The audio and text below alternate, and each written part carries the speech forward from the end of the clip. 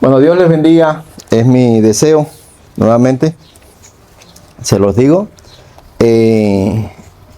Cuando hablamos de bendición, siempre que digamos Dios les bendiga, recuerden esto. La bendición de Jehová es la que enriquece y no añade tristeza con ella. Una vez nos acusaron de que nosotros no decíamos Dios te bendiga. Y por supuesto nos acusaron los que van a iglesias, que tienen sus denominaciones y que tienen sus clichés religiosos, ¿no? Y donde quiera que vas te encuentras, Dios le bendiga, Dios le bendiga, Dios le bendiga. Entonces, alguien me saludó, Dios te bendiga. Y yo le dije, muchas gracias. Y me dijo, ¿y ustedes no dicen Dios te bendiga? Si yo digo Dios te bendiga. Claro que digo Dios te bendiga, pero ya tú me dijiste Dios te bendiga y te digo muchas gracias. Hay que responderte Dios te bendiga, o sea, hay que completar el saludo de la forma en que tú crees. El tema de entender la bendición, de entender esa parte del deseo que tengo de que toda la gracia de Dios venga sobre tu vida, es porque también creo que tú tienes el corazón y la disposición de hacer todo lo que Dios te mande, y eso va a traer bendición en tu vida. Eso va a traer bendición en tu vida. Así que cuando digo Dios les bendiga, recuerden eso. O sea, espero que ustedes tengan la actitud correcta, que respeten a Dios, que obedezcan su palabra, y la bendición viene. Y es la bendición que enriquece y que no añade tristeza con ella. No es la bendición de carecer de momentos difíciles. Los momentos difíciles pueden venir, pero Dios está con nosotros y eso para mí es una gran bendición. Hoy vamos a hablar un tema que tiene bastante tela por donde cortar. Nosotros no nos vamos a extender tanto, creo que vamos a ser más precisos, y es el tema del sacerdocio personal del creyente. O sea, el sacerdocio personal del creyente es un tema que a lo mejor en una iglesia por ahí no lo vas a escuchar, y si lo vas a escuchar, lo vas a escuchar tan teológico que no vas a entender nada.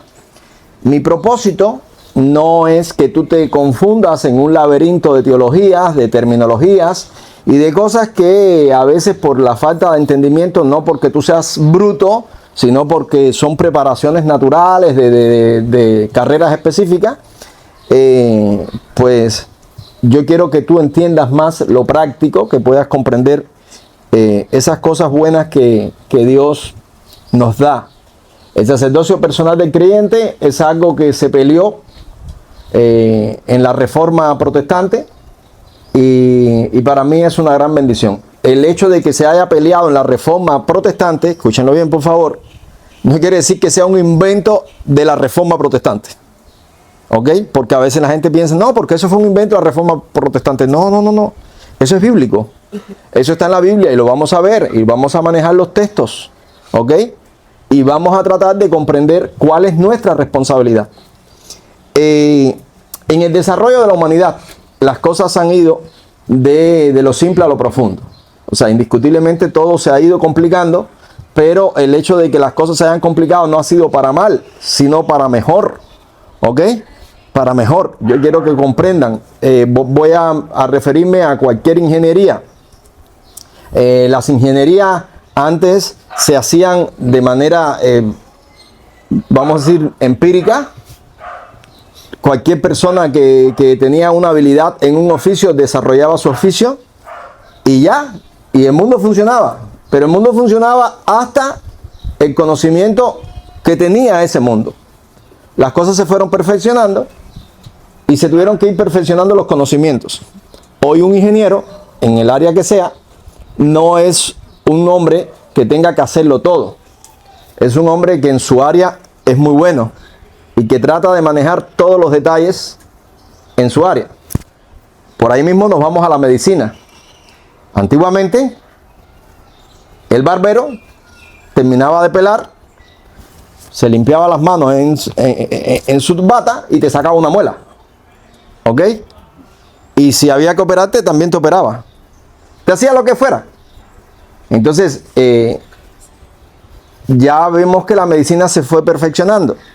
Y ya no puedes decir, yo soy doctor. O sea, eres doctor, pero ¿doctor en qué? Ya hay especializaciones.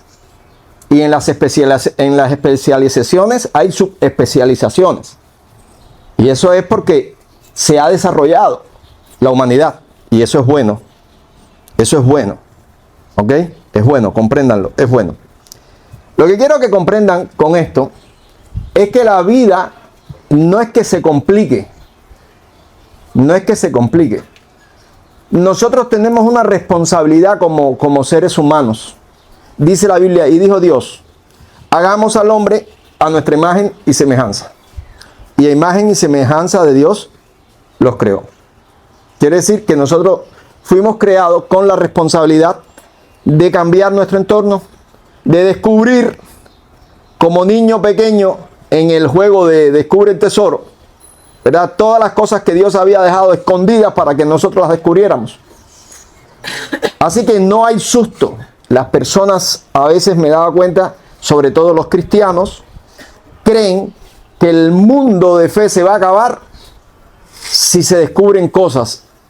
La gente cree que se le va a serruchar el piso de la fe si resulta que un día los hombres vivimos en la luna. No puede ser. ¿Por qué no puede ser? ¿Por qué no puede ser? Mañana, si por casualidad se establece, ¿verdad? Se establece vivir en la luna, pues buscaremos la forma de llegar a la luna y de predicarle a esos lunáticos. Sí, los de la luna son lunáticos, ¿no? Ajá. Nosotros somos terrícolas, serían lunáticos, o sea, terrícolas que después se volvieron lunáticos. Perfecto, llegaríamos y allí le vamos a predicar el evangelio. Yo quiero que comprendan, no hay susto, no hay susto.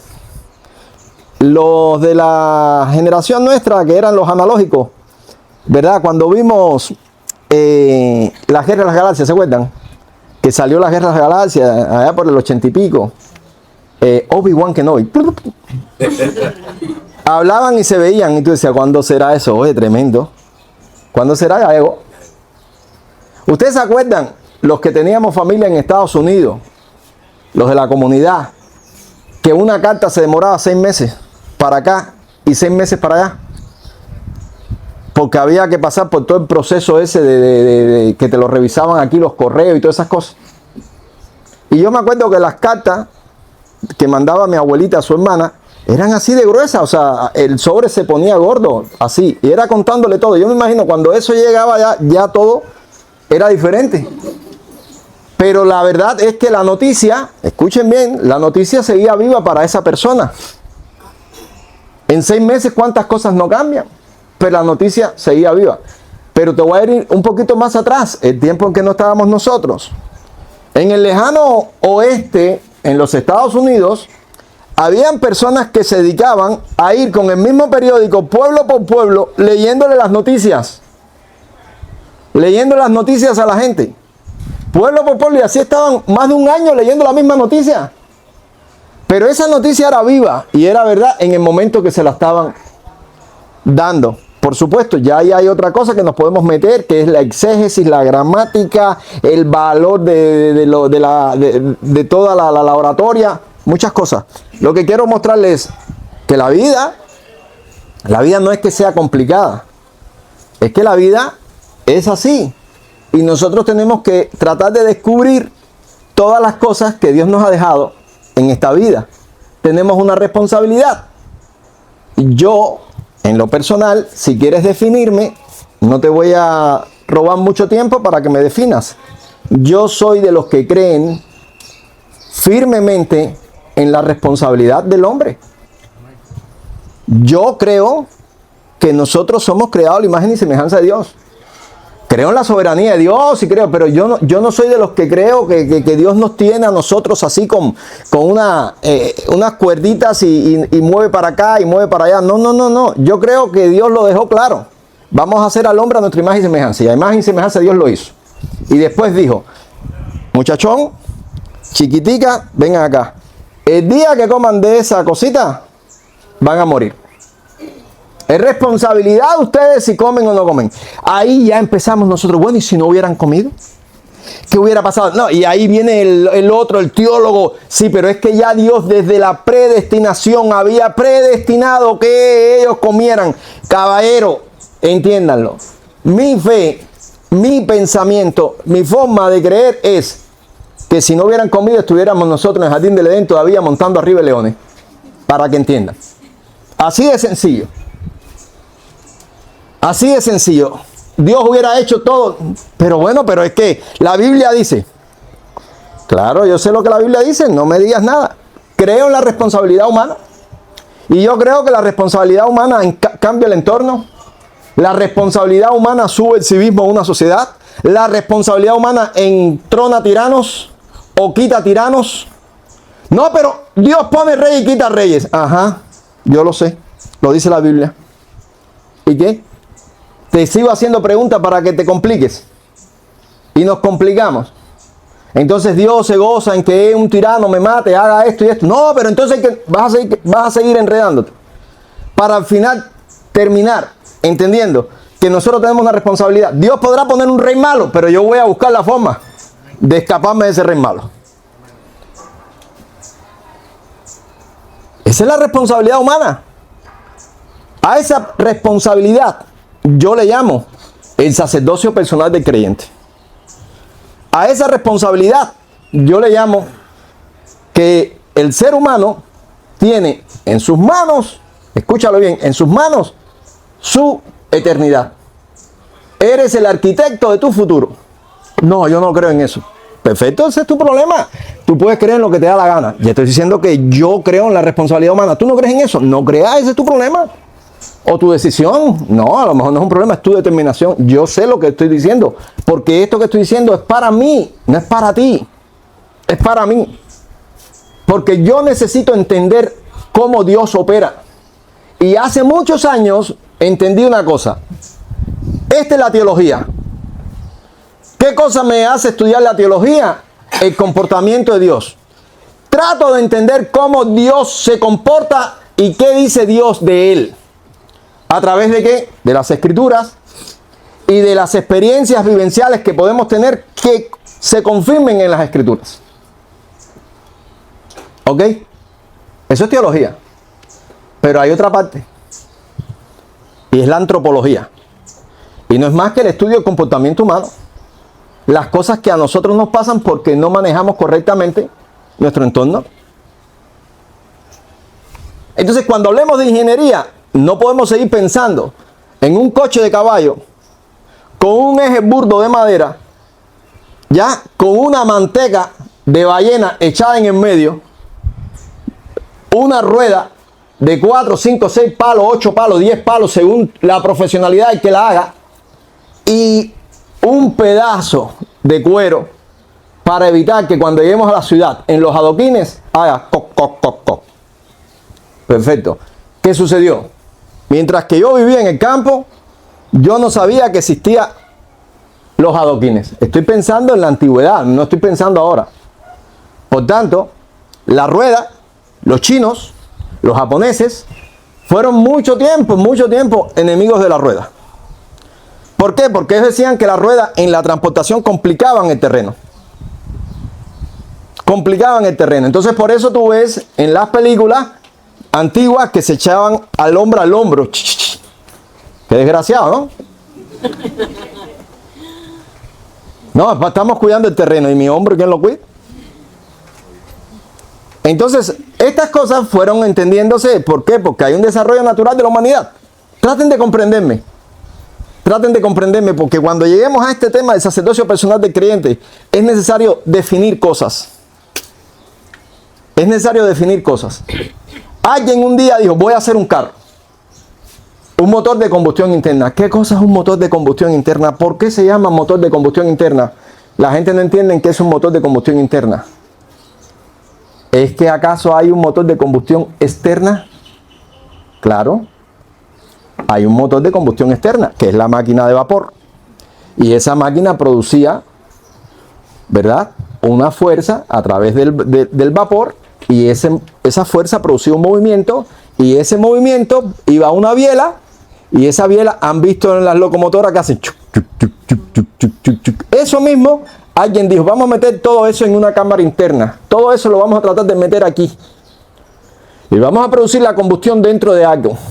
Eso que se llama bloque ahí va a producirse la combustión, esa combustión le va a dar un golpe a una biela, esa biela va a mover un cigüeñal y ese cigüeñal va a convertir esa energía lineal en la otra, la circular. Y esa circular va a ir moviéndose a través de transmisiones hasta darle un movimiento a la rueda redonda y se va a mover por ¿dónde? Ok, fíjense cómo se va complicando la cosa. No es que se vaya complicando, es que las cosas tienen que mejorarse. ¿Por dónde se va a mover la rueda? Bueno, por las tierras. No, pero es que estoy hablando en los primeros, como decían antes, los primeros 3 patas que salieron. Pa, pa, pa, pa, pa, pa, pa, pa, pa. Caminaban 20 kilómetros por hora. Pa, pa, pa, pa, pa, pa, pa, pa, pa. Una señora cogió y se montó en su cacharrito. Pa, pa, pa, pa, pa, pa, pa. Y todo el mundo con caballo, ¿qué decía? Eso nunca va a superar al caballo. Hoy, ¿quién anda en caballo? ¿Quién se paró a esperar el coche? Nadie. Pero en aquel momento la gente decía, eso nunca va a superar el caballo. Imposible superar el caballo. Lo mismo pasó con el reloj. Cuando empezaron los relojes de manilla, de pulsera, como se le llama, la gente decía que eso era homosexual. Jamás va a superar al reloj de aquí. Todo el mundo el reloj de bolsillo. La importancia del reloj de bolsillo. Lo último que nosotros vimos en reloj de bolsillo eran los guagüeros de la Ruta 4. ¿Se acuerdan los más viejitos de La Habana? Que sacaban 32. Tú decías, me encanta eso, 32. Miraba el reloj y decía 32. Y tú decías, ¿qué 32? ¿Son las 2:32? No tiene. ¿Y ese 32 qué tiene que ver con lo que está diciendo? ¿Por qué se mira el reloj? Nunca lo entendí. Ok, hay que pasar un curso de guagüero. Pero lo que quiero que entiendan, las cosas se van complicando. Vas con, oye, espérate, ¿cómo te fue? ¿Cómo te fue? La primera mujer que salió, ¿verdad? Le dice el marido, ¿cómo te fue, mamá? Dice, difícil, suena un poquito. Bueno, vamos ahí. Y así la gente fueron creando cosas. Un tipo vio a su hijo montando bicicleta por allá por Londres, en una calle de Adoquines, y entonces dijo, vamos a ponerle goma a eso. Vamos a ponerle goma. Y después dijeron, vamos a echarle aire. Y después dijeron, vamos a mejorar y vamos a mejorar y vamos a mejorar. Y en cuestión de nada, se ha desarrollado tanto la humanidad que tú dices, es increíble. Es increíble porque fue el otro día que empezaron a tratar de volar como Ícaro, ¿verdad? En la cultura griega. Tratar de volar. Y ya hoy nosotros tenemos aviones que ya hacen cosas increíbles. Ya tenemos aviones, portaaviones, tenemos un desarrollo increíble. O sea, no es mi especialidad. Pero yo te aseguro que las cosas se fueron desarrollando para bien. Y que ya cualquiera no puede coger un equipo y decir, yo lo arreglo. Ya nadie se atreve a hacer cualquier cosa sin el manual del fabricante. Y aquí vamos a caer, miren, lo cogí para eso. Libros, ya no hay que ir a una biblioteca, lo tenemos todo aquí. Reloj, cámara fotográfica, videitos, de todo. ¿Ustedes se acuerdan antes lo que significaba ver una película? A ver, sí, porque tú estás pensando en la televisión, la generación esta, pero la generación de nosotros eran 25 muchachos para la casa, el único que tenía televisor en blanco y negro, y nos sentábamos todos ahí. La mamá venía y decía, o se callan o se van. Todos nos quedamos calladitos para poder ver Colmillo Blanco, Flipper, Skippy. Todos calladitos, el electrónico. Todos calladitos. Y llegamos a la casa y le decíamos a la mamá, mamá pobre, mamá limpia piso, mamá, mima, cómprate un televisor. Mira, ¿dónde voy a sacar para comprarme un televisor? En tu trabajo no dan televisor. Miren cuántas cosas. No, mira, ve a ver el televisor de la casa de tu tía. El televisor de la casa de mi tía era americano. Llegabas, la película o la aventura, prendía, se demoraba 3 horas para calentar la válvula aquella. Cuando ya volvía, salía, se fue la película, se acabó la aventura. Ya tú decías, el tipo decía, me mató, y se murió. Y dices, ¿pero qué pasó? ¿Qué pasó? Sin decirte las veces que empezaba, ¿ustedes se acuerdan? A subir las rayas aquella para arriba. Que lo mismo subían para arriba que para abajo. Que a veces tú lo ibas a arreglar y empezaba, cambiaba. Un piñazo. ¿Ustedes se acuerdan? Ríanse, pero piensen, ¿ok? Piensen. La cosa es que la vida no es tan fácil, pero al final nosotros hoy todos vivimos, todos tenemos un tareco de esto, que la generación de nosotros no sabe andar, pero bueno, le decimos muchachos, arréglame ahí, que no se le sale tal cosa. Mira a ver qué pasó ahí que me manda eso. O la gente que te dicen, oye, ¿tú me llamaste? No, esto está loco, estoy llamando solo. ¿Ya? Entonces, nos hemos ido acostumbrando, las cosas existen. Los ingenieros se han vuelto más perfeccionistas. Los ingenieros buscan, escuchen bien por favor, los ingenieros buscan ganar en, 1, velocidad. Velocidad. Hace falta ganar en velocidad. Por tanto, todos los procesos tienen que mejorar su tiempo. Ahí tienen que ganar en velocidad. ¿Qué otra cosa busca un ingeniero? Ganar en espacio. La primera computadora, no es mi tema, yo estoy hablando de disparate. La primera computadora era gigante. Gigante. Hoy, esto hace no sé cuántas computadoras de la primera que pasó. Las primeras computadoras llevaban no sé cuántos aditamentos. Todo eso se fue reduciendo. O sea, ganamos en velocidad, ganamos en espacio, y lo otro que está ganándose, o sea, que busca un ingeniero, es ganar en economía productiva. Quiere decir que lo que se produce sea más fácil. Sea más fácil. Por eso cuando la gente dice, no, eso no sirve. Es verdad que tú no lo puedes comparar, entiéndanlo, tú no lo puedes comparar con las batidoras, aquellas rusas que venían, que pesaban cantidad. Ni las puedes comparar con las americanas Westinghouse que había en mi casa, que era al revés, un motor así chiquitico que nada más tenían 2 bujecitos. Aquí sí es mi área, yo soy conocedor del tema, 2 bujecitos, 2 campos magnéticos y un rotorcito, y ya, eso no se rompía, no se rompe nunca. Y una barra así para abajo, tú metías la jarra de aluminio, pero si no tenías jarra de aluminio, metías el vaso y ahí la hacías y ahí batías. Perfecto.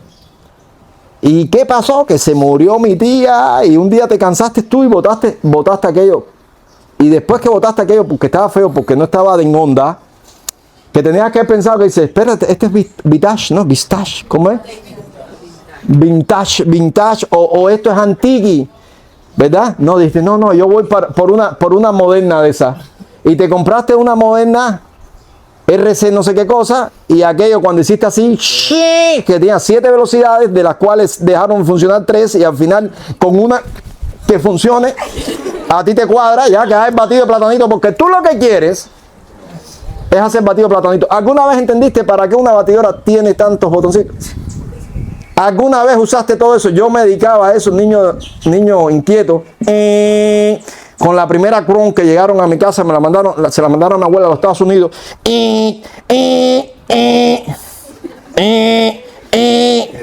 Antes que la abuela llegara y me descubriera, ¿no? Y yo decía, sí, pero en sí, ¿cuál es la diferencia? ¿Qué? Entonces aquí te decía ice, aquí te decía tal cosa, y tú decías, es lo mismo, echas aquí, voy a hacer el batido, voy a darle ahí, y haces un batido perfecto aquí en la primera. Estos son investigaciones mías. En la segunda haces el mismo batido, en la tercera el mismo batido, no cambia nada, la misma espuma, todo igualito, y dices, entonces, ¿qué te están vendiendo? Bueno, te están vendiendo algo que para algún especialista en hacer batidos especiales, frappé, no sé qué cosa, debe ser importante. A mí no me importaba nada de eso. Porque todavía no entiendo qué cosa es un frappé. A lo mejor cuando las cosas empiezan a cambiar y yo pueda ir a una cafetería y denme un frappé y digo, sí, ya entiendo lo que es un frappé. Pero dice frappé y yo decía, un frappé. ¿Y qué cosa es un frappé? Ya. Entonces tú vas viendo estas cosas y tú dices, espérate, es que sí hay cosas. Bueno, vamos a llevar todo esto a esto que vamos a hablar hoy. Tú dices, bueno, ¿y eso qué tiene que ver con lo que él está diciendo? Que cuando hablemos del sacerdocio personal del creyente, tú tienes que entender que hace falta hacer una rueda. Y también hace falta a esa rueda ponerle una amortiguación entre la rueda y el camino. Y esa amortiguación no puede ser goma. Porque tiene demasiada conexión y por tanto los golpes son muy fuertes. Tienes que crear entre la goma y lo que llamamos nosotros la llanta, otra amortiguación, que es el aire. ¿Verdad? Entonces tenemos que pensar en todo esto para darle a la vida un mejor matiz, para no venir, ¿verdad? No venir todo cansado después que coge un transporte. ¿Ustedes no han visto las películas del oeste? Que son películas reales, investigadas y todo eso. Después de un viaje en diligencia, por supuesto, tenías que estar 3 horas en una olla de esa de agua así caliente. Y después dormir 3 días para poderte relajar porque llegabas así. Ahora, vamos a lo que quiero hablar. Sacerdocio personal del creyente. Algo tan sencillo que lo vamos a ver en las Escrituras y que lo vamos a poder definir y disfrutar, porque se disfruta mucho para uno en lo personal. Lo primero que tú tienes que entender, qué cosa es un sacerdote. Después que tú entiendas qué cosa es un sacerdote, tú vas a tener que comprender que te vas a tener que fajar con el gremio de los sacerdotes. Ningún sacerdote quiere que tú le quites el trabajo. ¿Comprende?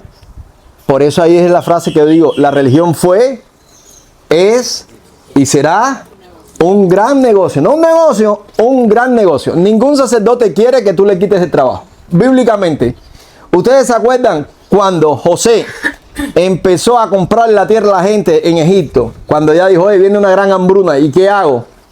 Y empezaron a hacer negocio y la gente a vender la tierra, daba, y él empezó después a arrendar la tierra, hizo un negocio y todo puso. Lo que hizo Josué allí fue un estatismo general, o sea, todo lo puso a nombre del faraón, del estado. ¿Ustedes se acuerdan quiénes fueron los únicos que no tuvieron que pasar por eso? Los sacerdotes, ¿se acuerdan? ¿Por qué? ¿Qué dice la Biblia? Porque comían en la mesa de el faraón. O sea, que al sacerdote no le cuadra que todo el mundo sea sacerdote. Porque si todos nos hacemos sacerdotes, no todos podemos comer la mesa del faraón. Es una mesa chiquita, por muy grande que sea, 12, 15, 20, vaya hasta 25, pero ya más nadie nos va a archivar todo eso. ¿Ya? Es como cuando uno se da cuenta de ciertas cosas en un centro de trabajo y tú dices, pero esto no se lo puedo decir a nadie porque si tú empiezas a hacer lo que yo hago, no lo voy a poder hacer más. ¿Tú te diste cuenta? Tú te diste cuenta que hay un hueco en tal lugar y por ese hueco tú empiezas a hacer cosas. Nadie ha descubierto el hueco, tú lo descubriste. Y la gente te preguntó, ¿qué estás haciendo? Yo me acuerdo una vez un amigo, estábamos en un lugar y bueno, estábamos haciendo el entrenamiento ese de lo que sería el entrenamiento como graduado. Y llegamos allí y a una empresa de esta grande y a nosotros nos mandan para un lado, a mí y a mi amigo, al que andaba conmigo, y al otro grupo lo mandan para otro lado.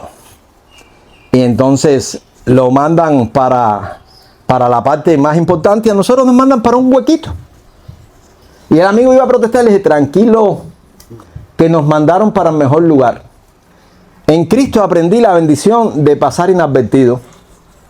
Antes no era así, pero ya cuando me convertí aprendí la bendición de pasar inadvertido. Y entonces nos mandaron para otro lugar, allí. Y llegando a aquel lugar, yo no miento, pero el hombre me dijo, ¿tú eres deportista? Y yo le dije, sí, nosotros somos deportistas. Y tenemos la necesidad de irnos todos. Escuchen bien, miren bien, porque yo estoy jugando con lo que él me está diciendo y yo estoy diciendo cosas. Le tenemos necesidad de todos los días irnos a las 9:30 de la mañana. Y él dijo, para el deporte, tú lo has dicho. Y a las 9:30 de la mañana nos íbamos todos los días, pero había que salir, habían 2 salidas, o pasar por donde estaban los otros muchachos, o irnos por un hueco. Le decía, nos vamos por el hueco. Nos vamos por el hueco. Y le dije a él, nunca le digas a nadie lo que estamos haciendo. No lo puedes decir. No para que, como decía mi mamá, para que se te dé. No, sino porque yo estoy convencido de la conducta del hombre y de la envidia del ser humano. ¿Ya? Y un día uno del grupo abajo dice, ja, nosotros ayer nos fuimos a las 3. Y yo le decía, oye, qué suerte tienen ustedes. Y nosotros nos dejamos todos los días a las 9 de la mañana. 9 de la mañana. Entonces yo le decía a él, no lo puedes decir. Compréndelo. El sacerdote no quiere que tú seas sacerdote. El sacerdote no quiere que tú entiendas que tú puedes prescindir de él. El sacerdote va a crear un mecanismo para que el gremio tenga una función. ¿Ok? Y entonces te va a decir sucesión apostólica. Estoy hablando ya de terminologías que tienen que ver con nuestro mundo cristiano. Sucesión apostólica. En la sucesión apostólica solamente puede ejercer la autoridad en la iglesia quien un ministro le haya impuesto las manos, pero que éste a su vez le haya sido impuesta la mano por otro y hasta el mismísimo Pablo, apóstol Pablo. ¿Eso es un mito? ¿Eso es un disparate? ¿Eso no existe? ¿Eso no funciona? Pero la iglesia ha vivido por siglos de esto y todavía la gente sigue creyendo. Me acuerdo de un amigo que cogió una foto del Papa y me decía, sí, yo sí lo adoro. Besito para el Papa. Yo decía, a mí me gusta pero frita. Estaba él haciéndose chistoso, yo pongo mi chiste, ¿no? La papa frita. Así, a lo crudo así, no me lo como. ¿Ya?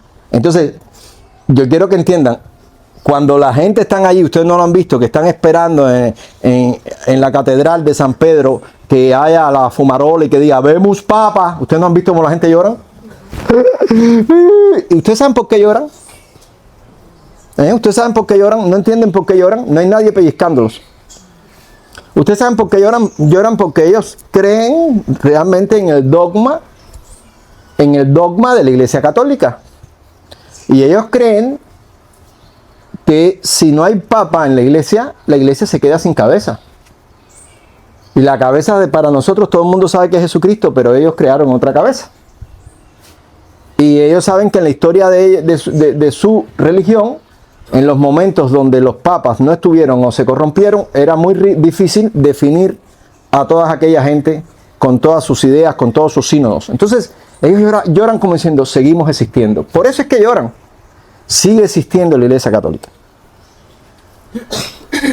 Cuando un papa, o un cura, un sacerdote, un pastor te dice que tú no puedes hacer algo, ¿qué está garantizando?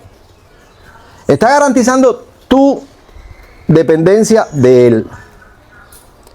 Dentro del mundo evangélico,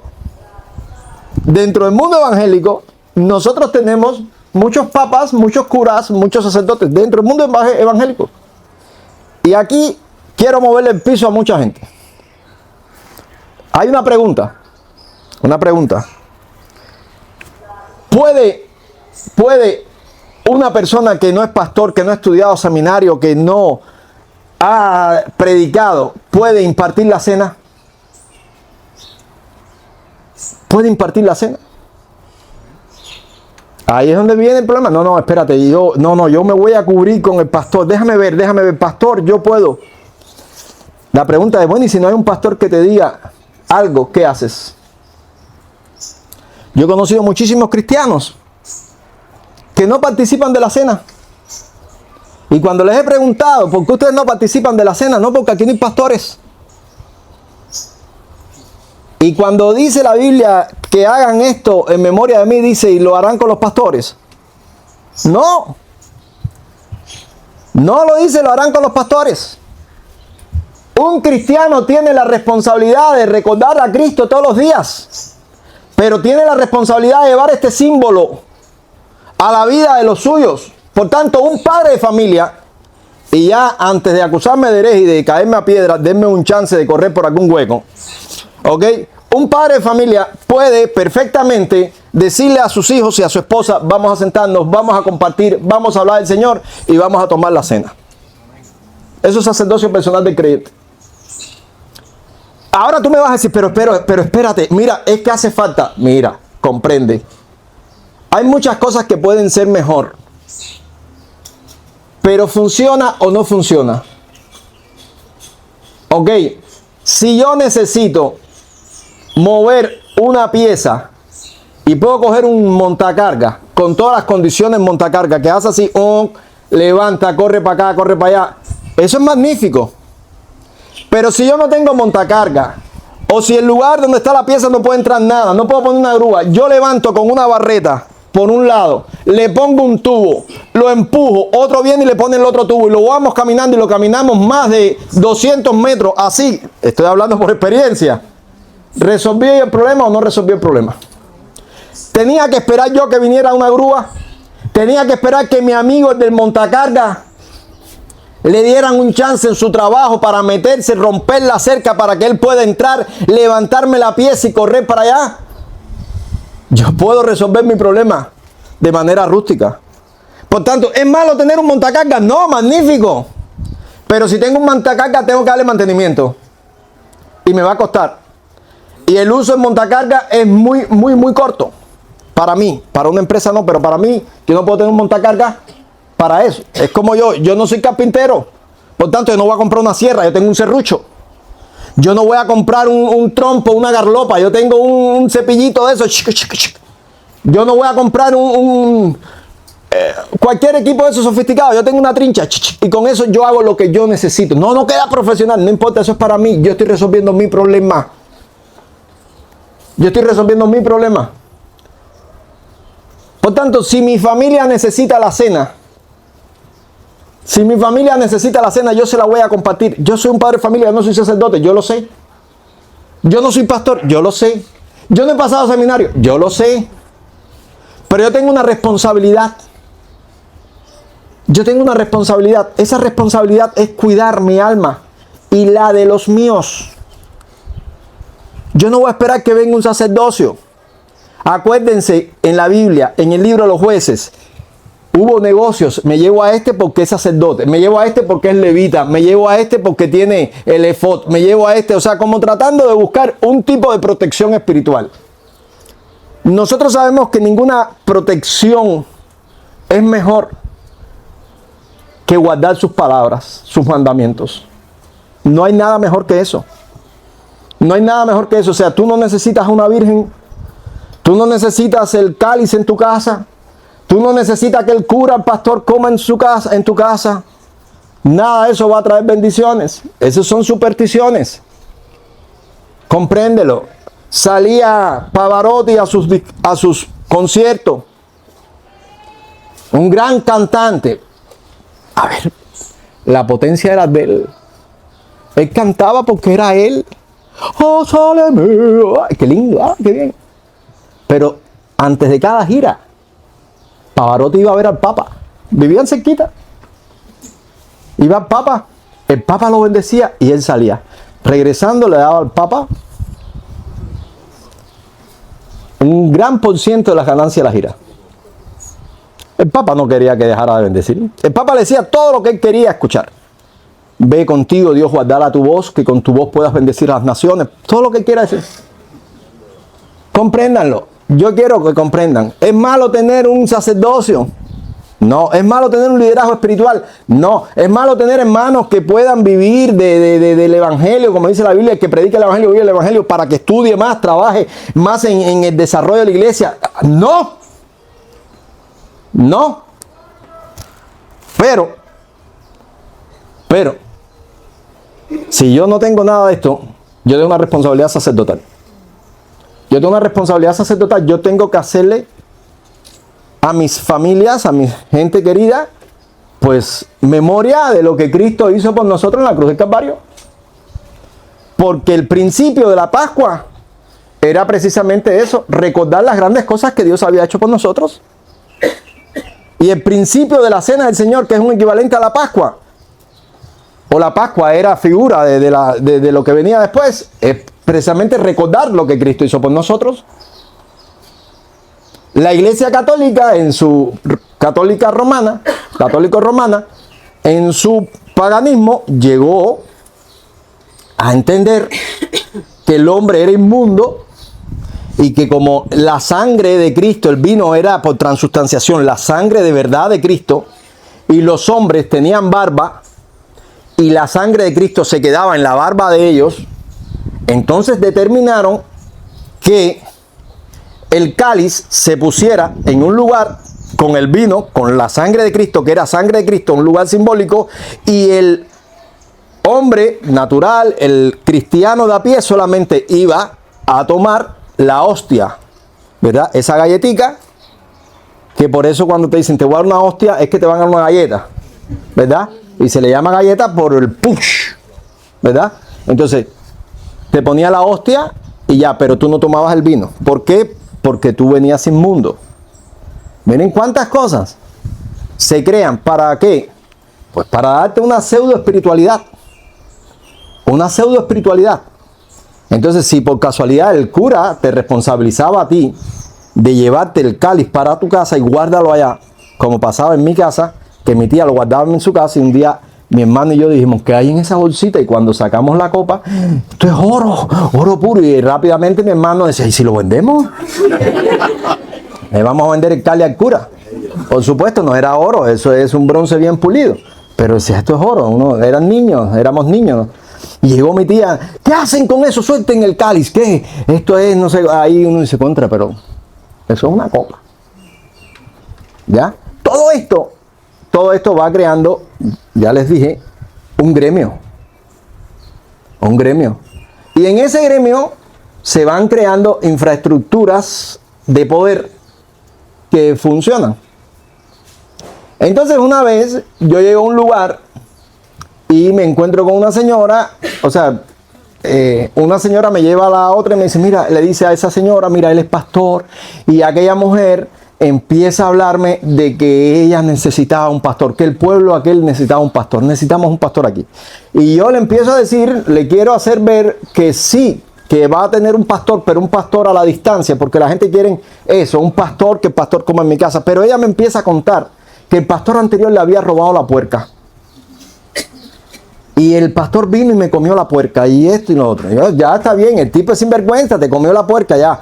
Y yo le empiezo a hablar precisamente de esa responsabilidad que nosotros tenemos como cristianos. La luz llega a nuestras vidas, nosotros predicamos, o sea, nosotros no tenemos una forma de crear pastores cada vez que hay un grupito, ni podemos poner pastores en cada esquina donde se hace una casa culto. Eso es absurdo, ¿ya? Un pastor es alguien que se prepara, que estudia, trabaja, se forma para bendecir a la iglesia, pero la iglesia tiene una responsabilidad espiritual consigo misma. Cada cristiano tiene una responsabilidad espiritual consigo mismo. Y aquella señora seguía diciéndome que necesitamos un pastor. Necesitamos un pastor. Es que aquí este pueblo necesita un pastor. Fíjate que aquí no hay pastores. Nosotros somos la única iglesia aquí. Necesitamos un pastor. Y yo tratándole de hacer ver que ella era la responsable de que allí se viera el evangelio. Ella y su amiguita que me llevó allí. Ustedes son los responsables de que se vea el evangelio. Y los ministros, pastores, hermanos de autoridad y ministerios llegarán aquí y bendecirán. Ya más nada. Fue tanta la insistencia de un pastor que yo le dije, señora, ¿usted quiere que yo le robe la otra puerca? No. Entonces ya dése cuenta, usted no necesita un pastor. Usted necesita a Cristo. Usted necesita a Cristo. Una vez que usted conozca a Cristo, una vez que usted conozca lo que es la vida de fuego, de fe, de conocer a Jesús en cada prueba, tú le vas a ministrar a otros tu experiencia. Esta es la realidad. Sacerdocio personal de creyente. Ay, sí, sacerdocio personal de creyente. Pero ¿qué cosa es el sacerdocio personal de creyente? ¿Qué puede hacer un creyente ejerciendo ese sacerdocio de él? Voy por más. Digo, por más herejía. Para que me maten ya. ¿Tiene necesidad un creyente de un ministro para que lo bautice? ¿Puede un cristiano, puede un padre de familia, una vez que entienda la fe y entienda los evangelios, puede bautizar a los suyos? Yo te voy a decir que sí. Yo te voy a decir que sí. Es un ministerio el que tiene todo el respaldo de Dios para dar consejería, para explicar. Porque ¿se acuerdan aquel hombre, el eunuco? ¿Se acuerdan? Que iba leyendo la Biblia. Iba leyendo precisamente ese texto mesiánico de Isaías. Y llega Felipe. Dios manda a Felipe, pero Felipe no era del top 10. ¿Ya? Felipe no era de ahí. Ahí Dios manda a Felipe para que comprenda. Y cuando Felipe llega, le dice, ¿entiendes lo que lees? Y el hombre, como era un prosélito que venía ya impresionado por los tratos de Dios personales, que esos son los tratos que nosotros no sabemos. Por eso cuando ustedes lean algo en las Escrituras, recuerden, ustedes están viendo lo exterior. Hay cosas que en la Biblia no te dan los detalles. Por eso es que a veces tienes que sacar solamente principios. y le dice, ¿entiendes lo que lees? ¿Qué había pasado? ¿Qué había pasado en el corazón de este hombre? ¿Por qué esa devoción a la cultura judía, al pensamiento yavista? No sabemos. ¿Entiendes lo que lee? Dice, bueno, ¿este hombre está hablando de él o está hablando de otro? Y entonces Felipe le empieza a hablar del evangelio. Y por supuesto ahí te das cuenta que era muy importante la predicación del bautismo, porque representaba precisamente el hecho de ese lavamiento, como dice que lo que el bautismo que corresponde a esta hora nos limpia, o sea, es como un testimonio público de que yo ahora vivo para Cristo, muero al mundo y vivo para Cristo. Así. Y le habló del evangelio y le habló del bautismo, y entonces el hombre inquieto, natural de una conversión genuina, le dice, allá hay agua. ¿Qué impide que yo sea bautizado?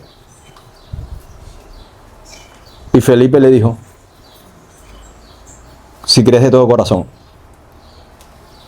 La pregunta es, no dijo en ningún momento, pregunto, ¿verdad? No dijo,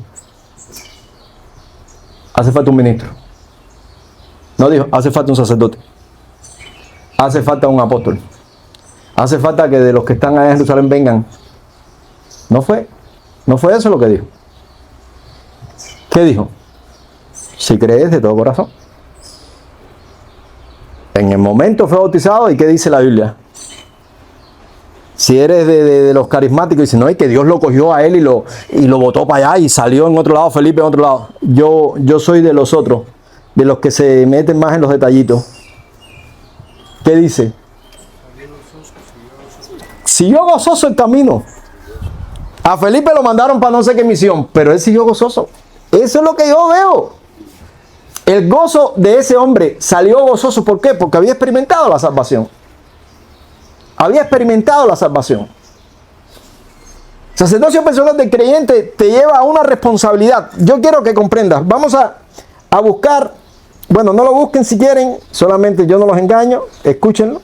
En Malaquías, capítulo 2, versículo 7, dice así: porque los labios del sacerdote han de guardar la sabiduría, y de su boca el pueblo buscará la ley, porque mensajero es de Jehová de los ejércitos. Leemos de nuevo. Porque de los labios sacerdotes, porque los labios sacerdotes han de guardar la sabiduría, y de su boca el pueblo buscará la ley, porque mensajero es de Jehová de los ejércitos.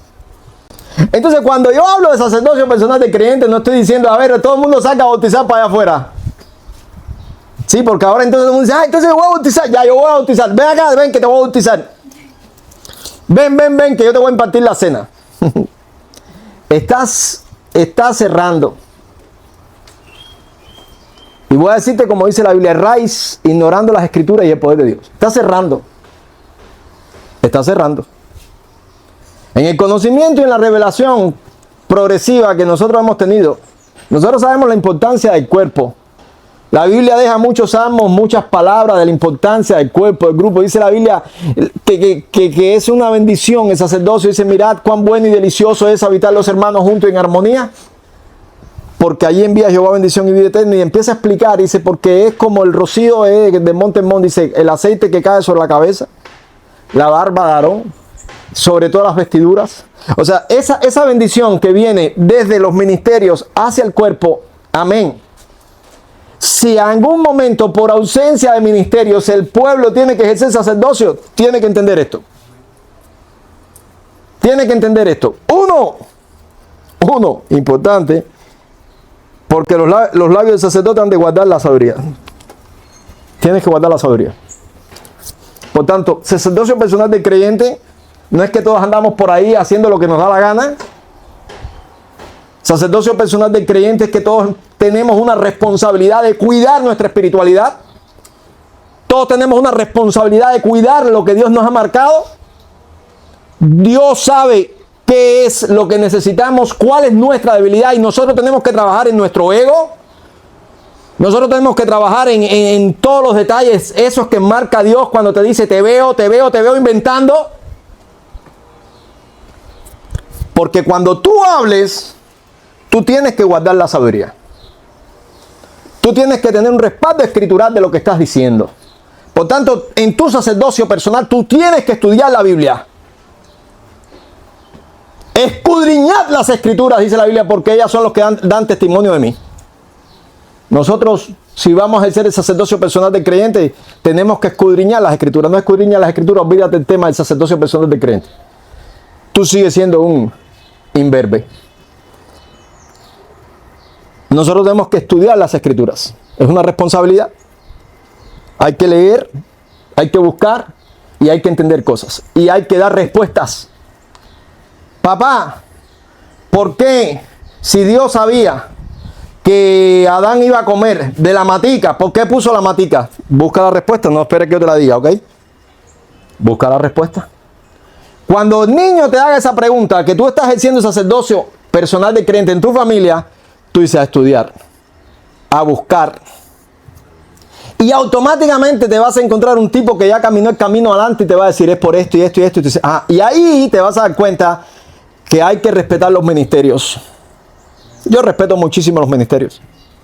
Ahí te vas a dar cuenta que allí envías bendición Jehová y vida eterna, pero primero la cabeza de Aarón, la barba de Aarón, y de ahí para abajo todo el cuerpo. Yo sé que Dios habla a través de los ministerios. Yo sé que el ministerio púlpito es un ministerio glorioso. Y yo te puedo decir que yo salvo personalmente tengo 2 o 3, pero desde el púlpito tengo cientos de salvos. Porque hay una gracia, hay un respaldo, hay un respaldo, hay un halo de santidad que se establece aquí. Que tú dices, ¿y por qué? ¿Qué es lo que está pasando? Esa es la bendición de los ministerios. Tú no vas a jugar con nada, ya sabemos. Nosotros no necesitamos ministros, no necesitamos pastores, los pastores se comen los puercos. No. Nosotros sabemos que necesitamos pastores. Pero no a la idea de lo que la gente cree, que el pastor es el tipo que está ahí, el delegado del pueblo. El delegado del pueblo. Una señora me dijo, ven acá, pero ustedes no visitan. Y yo le pregunto, ¿ustedes necesitan que la visiten?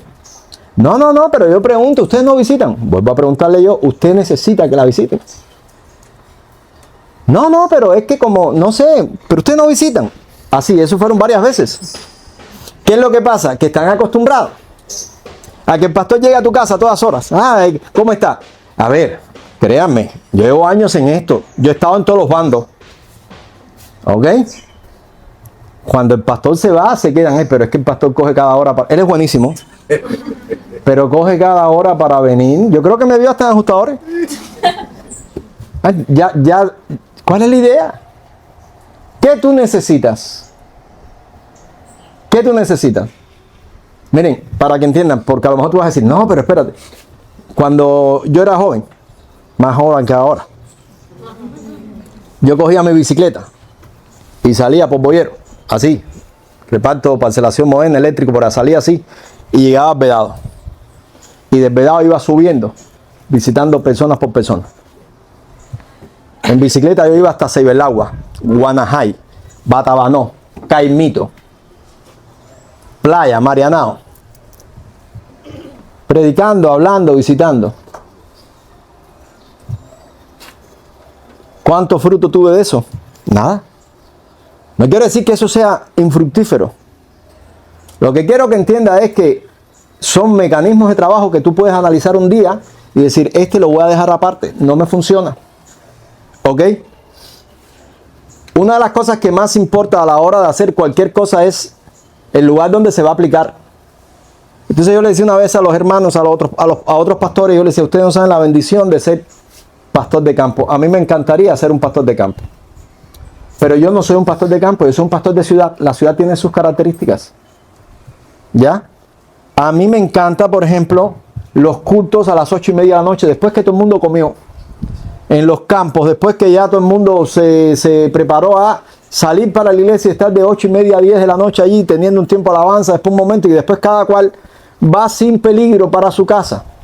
El peligro más grande es allá en la montaña, ahí el hueco que hay, más nada. Pero un día nosotros nos dimos cuenta que aquí los cultos de noche no son posibles, aunque las religiones a veces siguen con los modelos de las iglesias de campo de los Estados Unidos. Y se reúnen 8 de la noche, 9 de la noche, 8:30, porque son pueblecitos o porque son iglesias de barrio. Hasta que un día en el lugar donde íbamos se dio un caso muy triste de que violaron a 2 muchachas. Entonces tú dices, no, espérate, es que ya hay que cambiar. Ya el mundo es un lugar inseguro. Ya la transportación es insegura. Ya viajar de noche, ¿qué dice la Biblia? Los que se embriagan, de noche se embriagan. El que roba, roba de noche. El que viola, viola de noche. Entonces tenemos que cuidar, tenemos que evitar riesgos.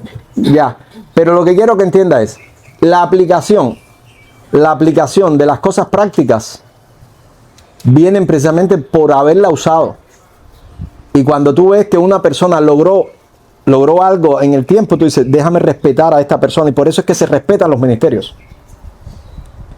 Se respetan los ministerios. Otro punto importante que dice aquí en el texto, y de su boca el pueblo buscará la ley. O sea, la gente, cuando tú vayas a ejercer sacerdocio personal, la gente te va a preguntar por qué esto otro. En tu trabajo. O sea, antes que yo fuera pastor, yo era pastor. ¿Ya? Yo era pastor, 16, 17 años, yo me paraba en la escuela, en el albergue, me subía arriba de la litera y empezaba a predicarles a todos. Imagínense, un día de lluvia, nadie salía del albergue y todos ahí, y yo predicándolo. ¿Ustedes saben cómo yo me sentía? Súper bien. En ese momento la gente me preguntaban y yo le tenía respuesta. Aclaro, tenía 10 y pico años, le dije mentira que fue una barbaridad. Aunque sí, porque tú dices, no, y las respuestas estaban buenas, yo no sé, pero los convencía. Sí, porque la gente a veces, no, ¿y tú qué hacías? No, yo no me le quedaba callado ni a la Virgen María. A todo el mundo le hablaba. ¿Ya? Eso me llevó a estudiar las Escrituras, a que las dudas que ellos me exponían, yo se las llevaba a donde estaba el pastor o el otro pastor o cualquier persona que él supiera, tuviera experiencia cristiana y le decía, oye, ¿y esto cómo se resuelve? Entonces tenemos una responsabilidad. O sea, no solamente guardar la sabiduría, por tanto tu comportamiento tiene que ser un comportamiento adecuado. También tienes la responsabilidad de tener la ley en tu mano y en tu conocimiento, porque la gente te va a preguntar, y voy a decir cosas que me preguntaron a mí en ese tiempo. Hoy para mí estas cosas son muy fáciles, pero en ese tiempo se vuelven difíciles. Ve acá, yo le puedo pedir a Dios una novia. Esa es una de las preguntas que hace un joven a otro joven cristiano. Yo le puedo pedir a Dios una novia. Automáticamente viene la otra parte, la que como sacerdote tú no quieres agradar a nadie más que a Dios. No, busca primeramente el reino de Dios y su justicia y lo demás será añadido. Entonces se lo voy a pedir a la Virgen, pídeselo a quien te dé la gana. Pero a Dios no. Tienes que limitar, o sea, ¿por qué? Porque ya Dios te trató a ti. Si vamos a hablar del sacerdocio personal del creyente, tienes que entender, un sacerdote es tratado. Tú tienes que ser tratado. Si tú no eres tratado, no se trata que yo diga, venga, vamos a hacer una cena aquí, ven, que a partir de ahora voy a bautizar a todo el mundo. No, no es así. Hay una responsabilidad, hay un entendimiento, hay una parte importante que es el entendimiento de cuáles son mis límites. ¿Ya? De cuáles son mis límites. Por ejemplo, si en algún momento, que no es el caso de muchos de nosotros, y no será quizás por muchos siglos, si en algún momento estoy en un lugar distante, persecución, no hay manera de que Dios mande un ministro que bautice a mi esposa y a mis hijos, yo bautizo a mi esposa y a mis hijos, sacerdocio personal del creyente y es funcional. Pero si alguien viene, no, bautízame a mí también, ahí yo oraría, y espérate, dame un chance, porque ya no tengo esa autoridad sobre ti, porque en un momento a Jesús le dijeron, oye, dile a mi hermano que comparta su herencia conmigo. ¿Y qué dijo Jesús? ¿Quién me ha puesto como juez y para autoridad entre vosotros? O sea, como diciendo, ¿mi límite cuál es? ¿Cuál es mi límite? ¿Cuál es mi límite? Sacerdocio personal que te creyente, ay, sí, me gusta. ¿Cuál es tu límite? O sea, ¿cuál es tu responsabilidad? Porque no estamos tratando de otra cosa que de lo que dice después, porque mensajero es de Jehová de los ejércitos. El sacerdote es mensajero de Jehová de los ejércitos.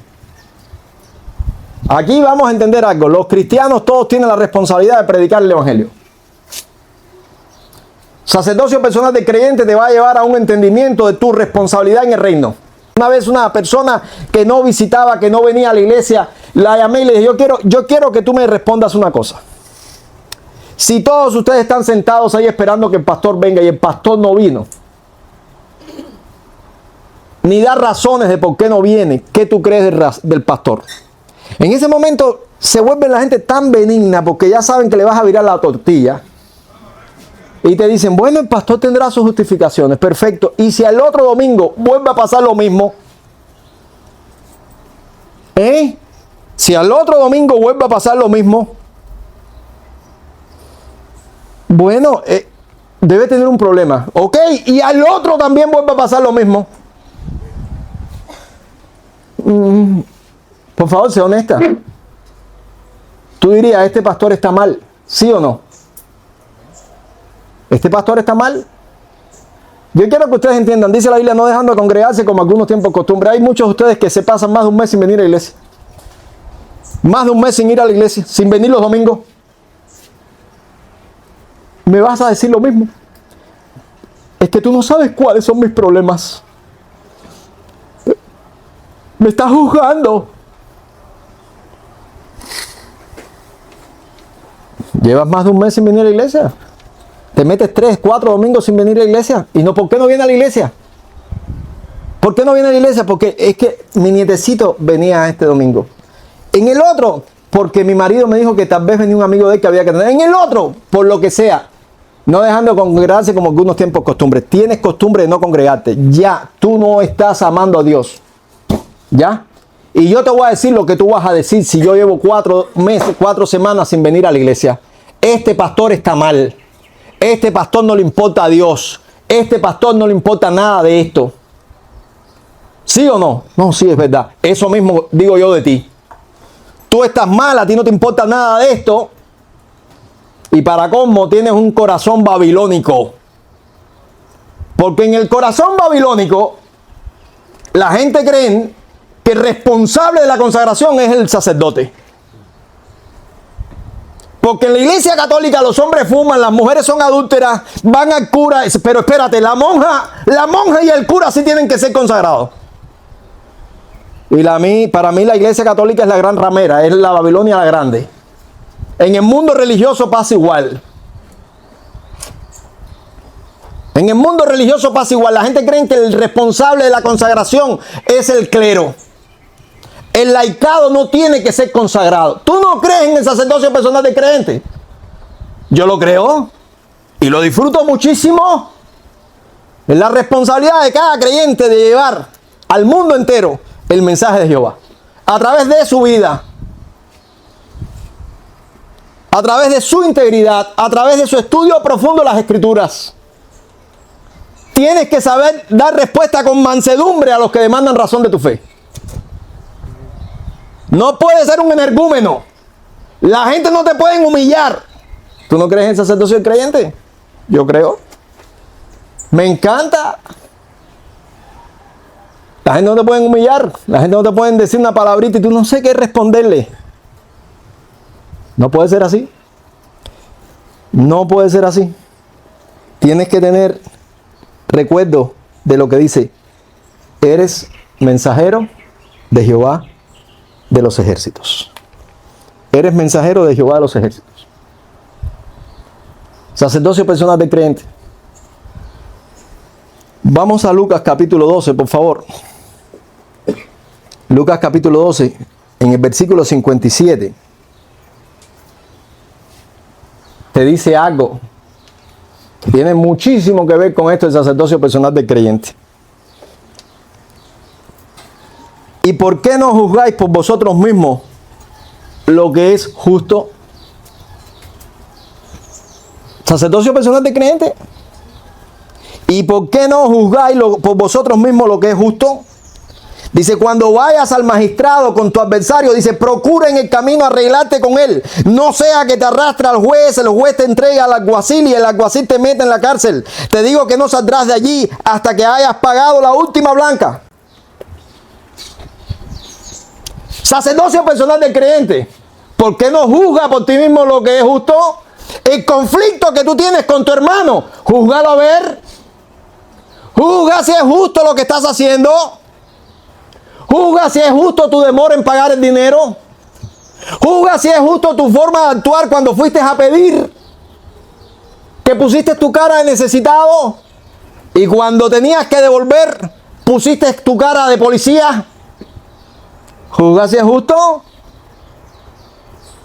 Juzga si es justo que tú actúes para que no le den la queja al pastor. Juzga si es justo. Juzga si es justo que tú quieres que la gente no te juzguen cuando tu conducta es necesariamente juzgable. ¿Quieres ser sacerdote? Sacerdocio personal del creyente. Juzga. Tienes la responsabilidad de juzgar y de juzgar por ti mismo lo que es justo. Este conflicto vamos a juzgarlo. ¿Qué es lo que está pasando? Porque yo te voy a decir algo que me ha servido a mí. Cuando yo estoy pasando por un problema muy fuerte, muy fuerte, muy fuerte, que yo no tengo quien me aconseje, ustedes saben qué es lo que yo hago. Yo cambio de bando mentalmente. ¿Qué cosa es cambiar de bando? Yo me pongo en el otro bando. Yo soy el aconsejado por el pastor. Y entonces automáticamente me aconsejo yo mismo. Y en ese consejo me digo, ¿acaso no puede sufrir el agravio?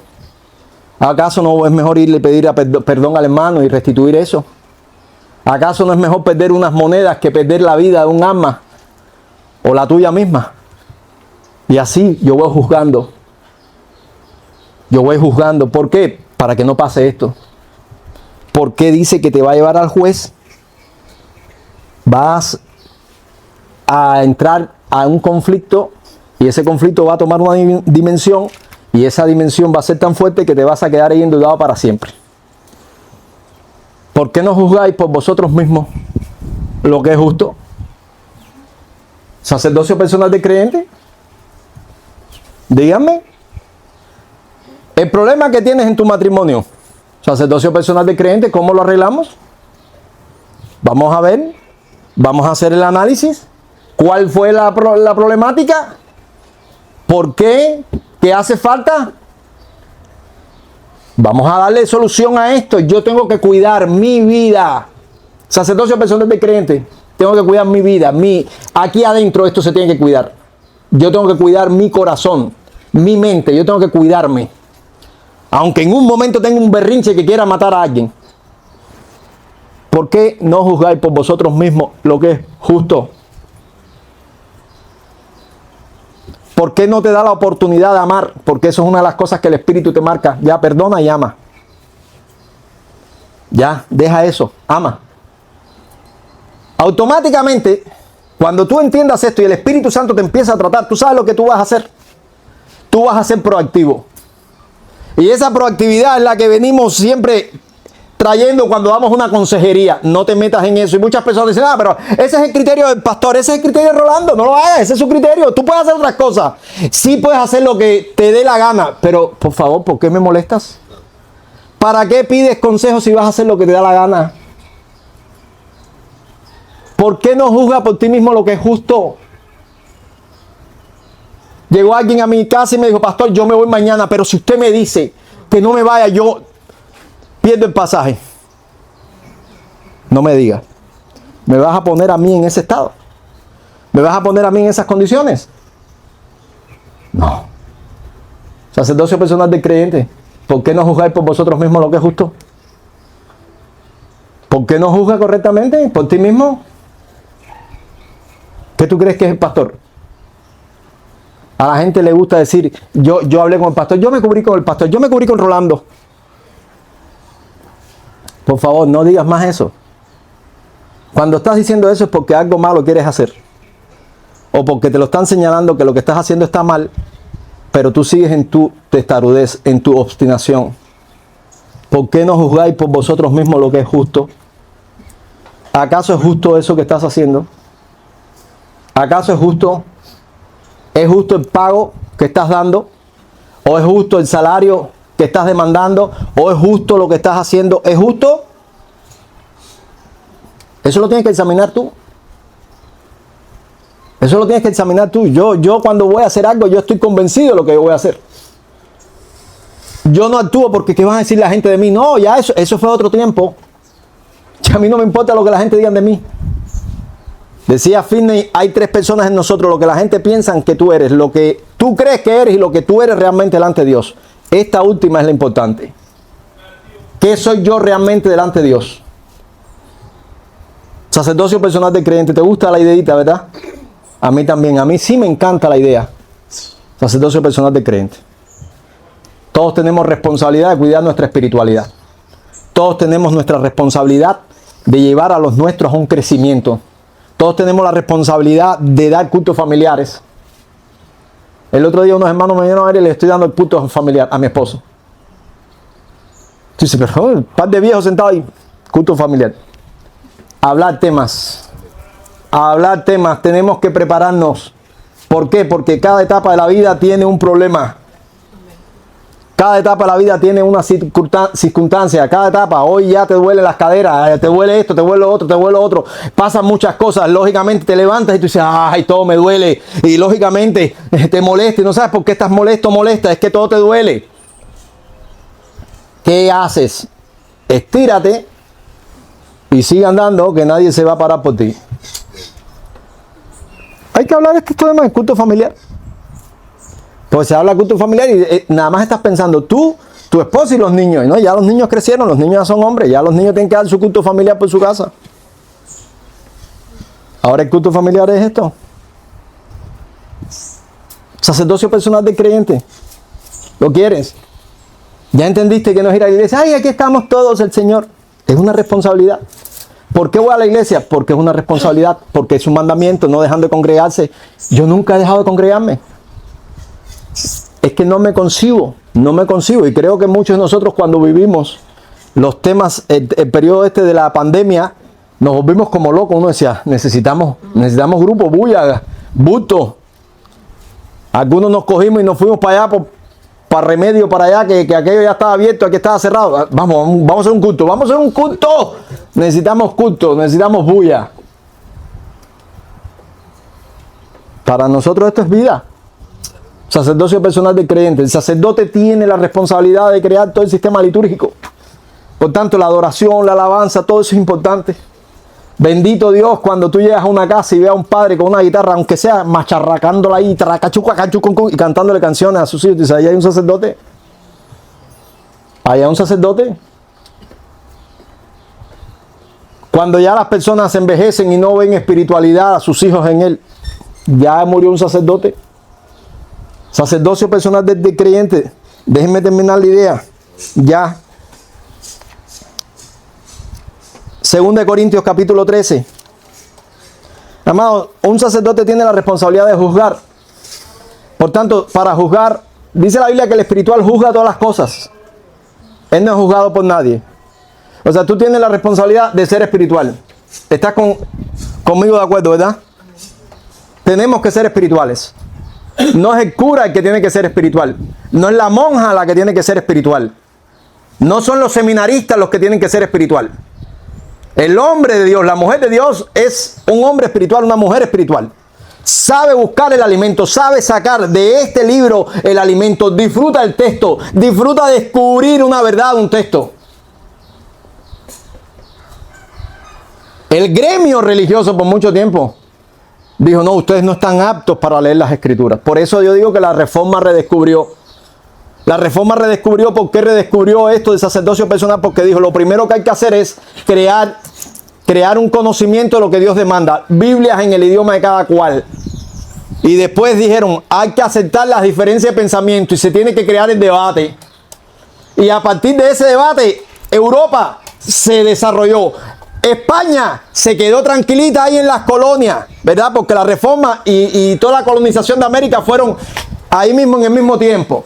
Y España vino para acá y ahí cogió a las colonias y nos hizo ¿qué? ¿Qué nos hizo? Católicos impensantes. Y todavía nosotros estamos viviendo en América Latina todo ese pensamiento católico romano impensante. Tenemos que esperar que nos diga el cura qué tenemos que hacer. Los países protestantes se desarrollaron. ¡Buas!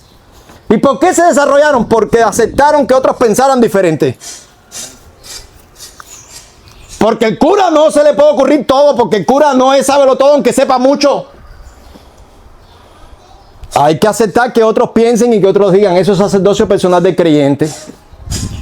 Y tal vez yo predique aquí porque me toca, pero que si es necesario se levante cada varón aquí y sea un gran predicador. Amén, para mí es una bendición. Y hay que entender esto porque Wesley en una ocasión salió y dejó a un hermano ahí responsable, un jovencito, y el hombre tenía una gracia y predicaba y predicaba y predicaba, y cuando regresó a la misma iglesia le dijeron, oye, este se está haciendo el predicador, y Wesley estaba muy molesto, Juan Wesley estaba molesto y le dijo a la mamá, parece que fulano ahora se cree predicador, y la mamá le dijo, no te vayas a meter con él si primero no lo escuchas, no vaya a hacer que te encuentres peleando contra Dios. Y cuando Wesley lo escuchó se dio cuenta que el tipo era un predicadorazo tremendo. Pero la misma iglesia le dijo, mira, este está predicando todos los días. Que predique todos los días. Que predique todos los días. Maestro, vimos uno que estaba ahí predicando en tu nombre, pero como no andaba con nosotros, ¿por qué se lo impiden? ¿Por qué se lo impiden? El gremio quiere sentirse seguro. Yo quiero que tú seas un sacerdote. Y que cuando tú seas un sacerdote, ya yo voy a estar más seguro, ya no tengo que estar corriendo, no tengo que estar corriendo atrás de la gente. Dime, ¿qué vas a hacer? ¿Cómo vas a hacer? Ay, el conflicto entre un matrimonio. Ya tú sabes que tienes que arreglar tu problema, que tienes que arreglar tu mente, que tienes que pelear tu batalla, que tienes que cuidar tu fe. Ese es el sacerdocio personal del creyente. Yo lo creo. Yo lo creo. Lo vivo y lo disfruto. Y dice en Gálatas, disculpen, 2 Corintios, capítulo 5, dice, examinaos a vosotros mismos si estáis en la fe. Probaos a vosotros mismos. O no conocéis a vosotros mismos que... O no os conocéis a vosotros mismos que Jesucristo está en vosotros, a menos que estéis reprobados. Dice después, más espero que conoceréis que nosotros no estamos reprobados. Y oramos a Dios y ahí empieza a hablar. Y ahorita vamos a ver el contexto. Pero la primera parte, examinaos a vosotros mismos. Probaos a vosotros mismos, a ver si está ahí en la fe. Tú tienes que revisar tu espiritualidad. No, pero a mí todavía no me han entrado a la iglesia. Tranquilo, eso es un proceso litúrgico, eso es un proceso eclesiástico, eso no tiene nada que ver con tu vida. Eso, deja el proceso ese. Son locuras de hombre, mecanismos humanos que no son malos ni buenos, son. Revisa tu vida, examina tu vida. Fíjate en tu integridad espiritual, fíjate que tú eres digno. Fíjate que tu vida está agradando a Dios. Revísate. Que no respondes mal por mal. Que no eres vencido con el mal, sino vences con el bien en mal. Que no te pones a fajarte con tu hijo, con tu hija, porque no me obedece, no me obedece. Su problema si no me obedece.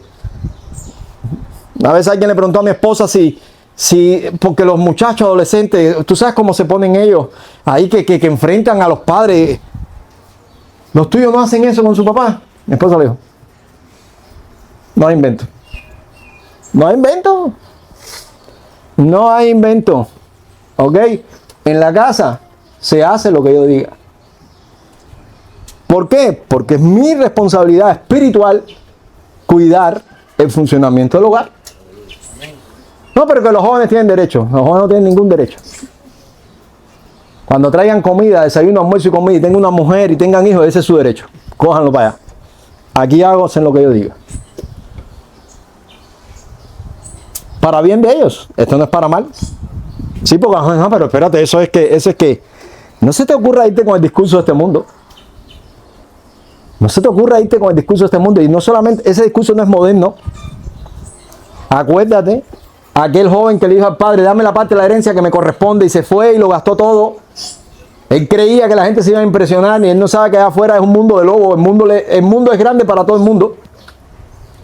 Para después regresar y decir, ay padre, yo no soy digno de ser llamado a tu hijo. Por lo menos se tuvo esa buena actitud. Nosotros tenemos una responsabilidad. Examinaos a vosotros mismos si estáis en la fe. A mis hijos cuando eran pequeños los enseñé a hacer exámenes de conciencia antes de dormir. Acuéstense y examínense. Ahí examina todo. Eso es tú y Dios. Examina todo. Desde la cosa que hiciste con la mujer que te metiste, la niña que le dijiste fea, examínalo todo. Examínalo todo y después maneja si está bien o no está mal. Ese es tu problema con Dios. Examinaos a vosotros mismos si estáis en la fe. Y aquí el contexto dice, esta es la tercera vez que voy a vosotros, por boca de 2 o 3 testigos se decidirá todo asunto. He dicho antes y ahora digo otra vez, como si estuviera presente y ahora ausente, lo escribo a los que antes pecaron y a todos los demás, que si voy otra vez, no seré indulgente. Pues buscáis una prueba de que habla Cristo en mí, el cual no es débil para con vosotros, sino que es poderoso en vosotros. Aquí hay un problema. Y Pablo está diciendo, yo voy a ver este problema. Esta iglesia fue tan conflictiva, escuchen bien. Fue tan conflictiva que después Pablo se murió y ahí siguieron los problemas. Y años después, casi siglos después, un día se levantaron los jóvenes de esa congregación de Corintios. De Corinto, disculpen. Se levantaron los jóvenes a querer pelear a mano contra los pastores de la iglesia. Los jóvenes.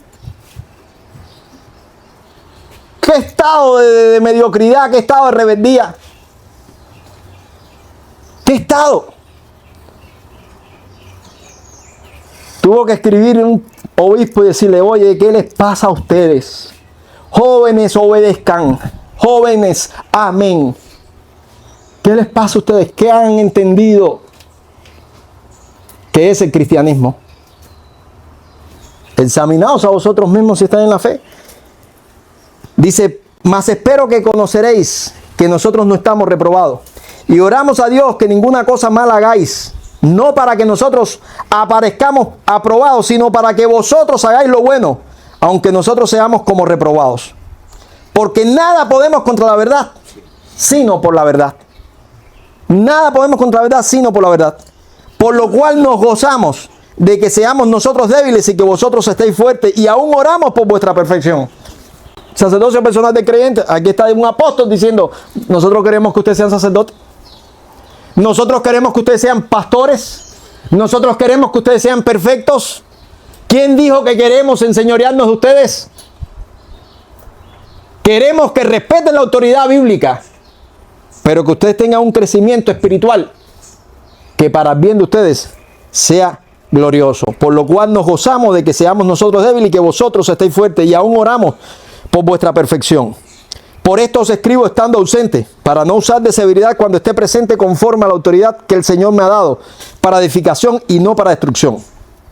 Dice, por lo demás, hermanos, tened gozo, perfeccionaos, consolaos. Díganme si esto no es un sacerdocio. ¿Qué hace un sacerdocio? Perfeccionaos, consolaos, sed de un mismo sentir y vivir en paz. Y el Dios de paz y de amor estará con vosotros.